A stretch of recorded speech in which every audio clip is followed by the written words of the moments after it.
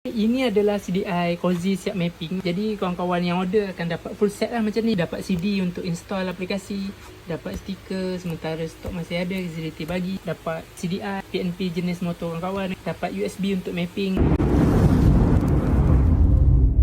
dapat USB untuk mapping, dapat butang mod untuk tukar-tukar mod. Waktu berhenti motor boleh tekan tukar-tukar mod, waktu motor berjalan pun nak tukar-tukar pun tak ada masalah, tekan je. Jadi ni order daripada WhatsApp oleh Tuan Amron 5981, nombor akhir telefon owner sebagai rujukan. Dia order CDI siap mapping PNP Aveta V13R V2. Facility bagi CDI full set, nanti sampai PNP saja. Okay?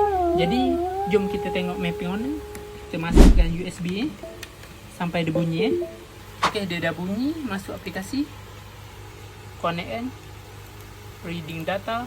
Mod 1 mod highway untuk main jauh lebih 2 kilo, untuk elak daripada enjin panas lah, boleh pakai mod 1. Mod nombor 2 timing kuda bunyi seketul-seketul, bunyi dia pom pom pom pom, macam exhaust buluh dah. Sebab kata Piramli boleh guna waktu berhenti motor saja. Okay? Jadi untuk aktifkan bunyi timing kuda bunyi seketul-seketul ni, kawan-kawan kena setting screw timing, tinggikan anggaran 2000 rpm baru jadi. Jadi mod nombor 3 letup api low. Cara dia kawan-kawan rhyme lah, wah, sampai